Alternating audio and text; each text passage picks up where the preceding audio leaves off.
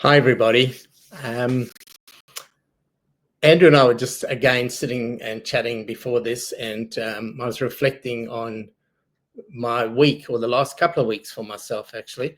I've wrapped up my workshops for the year a week ago, and then last week, and then for the next couple of weeks, I'm just going to be tidying things up, catching up things that are outstanding, administration stuff. But at the same time, I'm now thinking about what I want to do and be in the next year, based on all the things that we've talked about, and also one of the things that I do is I choose a word each year. So this year was a line, which has been pretty successful. Actually, I've been really quite focused on what I'd like to do and what I want to do and how I go about it. So my word for next year is empowerment. Empower myself. So with that comes a whole lot of challenges. There's a whole lot of questions that come up, and this week those have come up for me. I've had these thoughts about, okay, so how does this play out? What am I looking at? And one of the things I did just this morning is I actually mapped out my intentions that I want to achieve for the next year. So now the empowerment will be to those intentions. So that's a really nice feeling today. And 1st of December, first day of summer, I made sure I went for a swim first thing this morning, and really focused on this month and into the new year, setting myself up for a lot of different things, health, all sorts of things for next year. Set myself a goal of getting in the water every day. So we'll see how that goes, but that's my intention. In relationships, the empowerment in myself, but also empowering other people. Having those relationships that they feel empowered too in the conversations that I have. So there's a lot of reflection on that. And as you were talking with me a bit earlier about really getting more in touch with feelings and emotions. Now, I have a lot of emotions, but I've got to work through what those feelings are that actually drive those emotions and what they say to me and how I'm choosing to react to them. So you said you've got a real feeling that you need to get stuff done. Is that right? Yeah, make choices about what you're going to do. Yeah. So with my idea of empowerment comes and having set my intentions, it's now, okay, so how do I go about doing all these things that I want to do? Yeah. And how are you going to practically within yourself, not externally, but how are you going to within yourself choose that on a daily basis around the things that you do want to do and don't want to do? Yeah, so a couple of things that I will do as foundations for myself is spend even more focus on my health, both physical and mental. So there's a lot of things that I can do better. And then just I'll feel it. It'll be the intuition. Right. Yeah, that's what I'll be focusing on. Yes, I feel okay. I feel like this, or I feel creative today, and I'll go take photographs or whatever it is. Great. Yeah, because it is quite a time for me, and I've got really through to the end of January to be able to really embrace this in the context of not being too flat out work wise, which is an intentional thing too. Interesting, because I can see a connection between both things you've said, which is that you've said three things you've said. You've set intentions, and you want to fulfill those intentions by being more intuitive. So listening to yourself. Yep. But to do that, you've got to get in touch with those feelings. Yeah. So give yourself the space to feel it, right? In your health, in everything. So you can follow what is right for you. Yeah. What do you think you were doing before? Well, I think the last 2.5 years for sure, but particularly this year, I was too busy in my head around getting things. My word was align, so I was aligning and refocusing. So I was focused, changing marketing material, looking at myself in more detail and how I'm being, and doing that. Now I'm going to trust that I've got some sense of, or awareness, I guess, more awareness around it. I've got a better handle on my authenticity, and I've gone back and connected with and looked again at my values, because the values obviously drives a lot of things too, and being with those values all the time, and knowing that you do, not just doing it intuitively, but actually recognizing and looking back at how that plays out. Well, the feeling's always there. Are the feelings there? Are you aware that they're there? Yeah. Like, you just get distracted from them, do you? Well, my mind's been too busy. Yeah.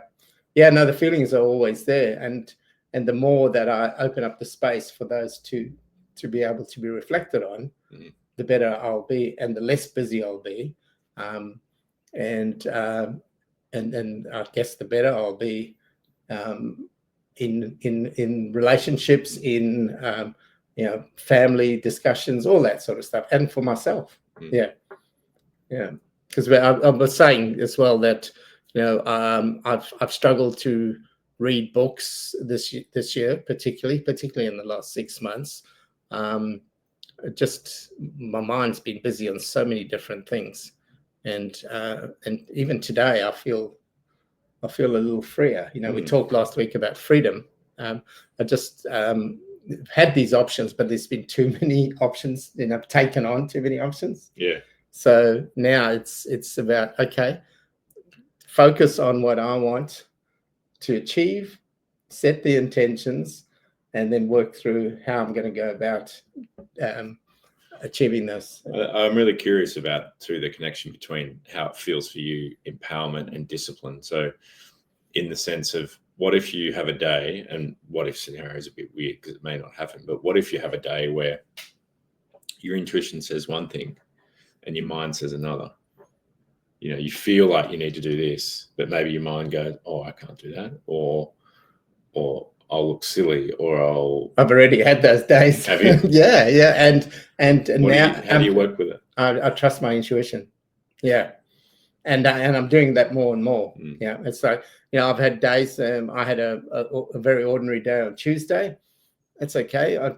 There's things that needed to be done, but they can wait till the next day. It's not the end of the world. Yeah. And just try and process and work through those feelings and those emotions and work them through. Yeah. That's good. Because I think that, I mean, this is not about everyone else, but I think potentially it's about you and your own process. However, I'm conscious that when everyone looks at that, I think that's the challenge people have often got, is their mind says, well, if I follow my authenticity, if I follow my intuition, how do I know that's going to get me to my intentions and pay the bills, feed the family, do all that sort of stuff? Exactly. Yeah. And it's not that we're ignoring the external. It's just that we're conscious while we're being in the world of our own internal feelings, and having that as an input as well. Yeah. You'll go through periods where, the kids will need to be fed. You got to drop them off. Whoever's watching this, where work is pushing you to be doing and action orientated. But if you've got your awareness also on your own internal self, on your feelings, on your own intuition, and allow that to guide you, then you'll be able to work with that external in a different way. Does that make sense? Yeah. And because you've always done this to some extent, but you're just empowering that part of you, right? More so. So it's almost, in my mind, I always come back to scales. The old justice, one with the other. Yeah. And initially, from the start of my major trauma, the grief was outweighing everything else, and then it's coming back to a balance, and it's much more in a balance, and sometimes it tips, but that's just the way life goes.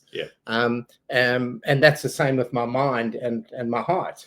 The mind has been outweighing the heart, and I'm choosing, I'm making the intention that that's not going to be the case. So, and that's not easy. We talked about this earlier. Was like, doing this, choosing to do this is it's quite hard. Sometimes it's easier not to do these things, but I'm making those choices, and I have the whole time as well. And we also talked a little while ago, just catching up, about acceptance. What came up with that for you? So I think and I think there's a connection between this and what you talk about, but I'll just talk about me. Is that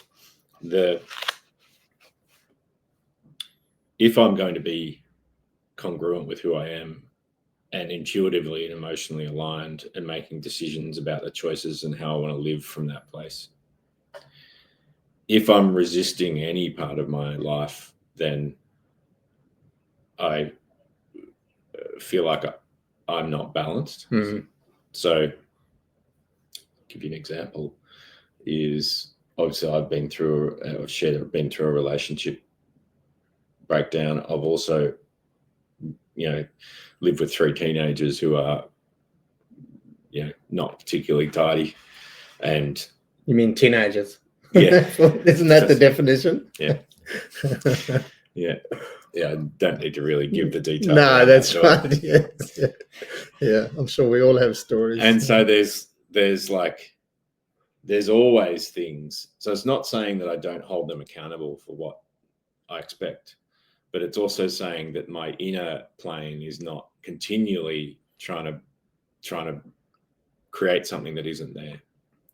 So it's just allowing acceptance of what the current state is to be my default, because if it's not, then my external focus is on all of the things that aren't the way I should and not on my intuitive need. And so if I'm not in acceptance, it's much harder to be congruent of my own inner feelings and authenticity of what's right for me. And so I think what acceptance does is it neutralizes the external. I'm going to gun out and shoot it, but it's because it sounds a bit like that. But neutralize in the sense that it allows you to disconnect from the continual mind stream of, well, that didn't work out the way it should be. What is, and it just goes, and you can just go, it just all is. It's all okay. And that ties back to exactly what we're talking about with the empowerment intentions. And we've had that discussion in a previous podcast about we put out our intentions and we have to accept the consequences, because that's whatever comes up will be, and we carry on doing what we want, what we're trying to do, in some cases in spite of what's happening around us. Absolutely. So that's so I'm feeling pretty good about the future, which is a nice place to be. And I'm looking forward to this next period, these next few months. I enjoy a new year. I like the resets, and even today is a reset for me in a way. I quite enjoy that. So that helps with all of that too. And I think the thing I would encourage anyone who's listening, doesn't actually matter what time of year you're listening to it. If you are listening to it around the new year, these times are a really good time to reflect on who you want to be and what's going on within you. And if you are conscious of what's going on within you and aligning to that in the choices and decisions you're making about how you're moving forward and what you're doing, you'll find that your acceptance will increase. And also your peace will increase, which is kind of what we all want in the end. Peace of mind for sure. And this is not the easiest time of the year to do this either. No. But at the same time, if you're fortunate enough to be able to wind down your work, that gives you a bit of extra space. It does. And also the opportunity to socialize, to catch up with more people. So looking forward to where we go from here. Thanks, everyone, and we'll talk to you next time. Till next time. All right. Bye.